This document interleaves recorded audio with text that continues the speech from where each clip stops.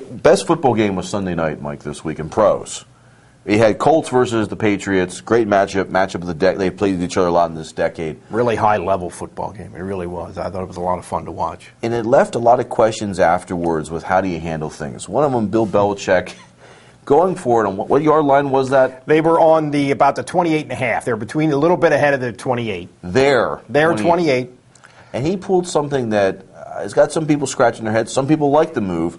What are your thoughts with Bill Belichick going for it on fourth down? Well, when it happened, like everybody else, I was going, what the? But then I thought about it a little bit, and really, if you think about the decision that he actually had here, the decision was what is the probability of me converting this fourth down, which is a fourth and a little less than 2, as opposed to what's the probability of if I punt the ball, Peyton Manning getting the ball and taking the Colts back to where we are right now, the 28-yard line, with enough time left to score a winning touchdown.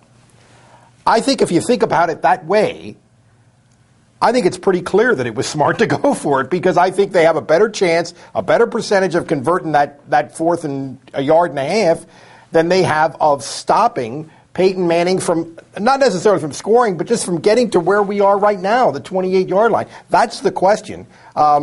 No question that it was a strange move. It was a move that I don't think any other coach in the NFL and very, very few in any level of football would have done.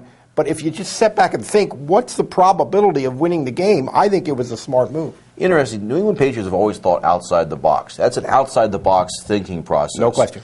I would probably disagree and say you go play percentages, kick the ball, make him go 80, 100 Well, but yards. see, what I'm saying is it's not the percentages. I'm saying I don't think it's the percentages. Well, I'm saying okay.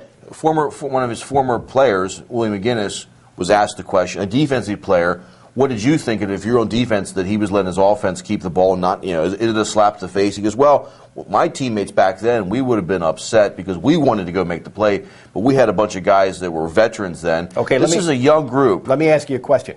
What's wrong with them being upset? Nothing. That's what I think. That's a good point. That's like here Teddy Bruschi was saying, my blood would have been boiling for weeks. Well, you know what, Teddy? I got no problem with your blood boiling for weeks.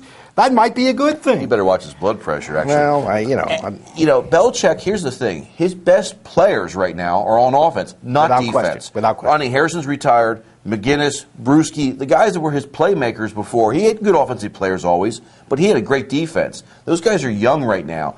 I think he thought, I keep the ball in Brady's hands, I keep the ball with my offense. And plus, the Colts really weren't expecting for him to actually go through and do it. They thought they were bluffing. Right. And if you look back in the replay, I thought Kevin Falk actually... He might have got a bad spot.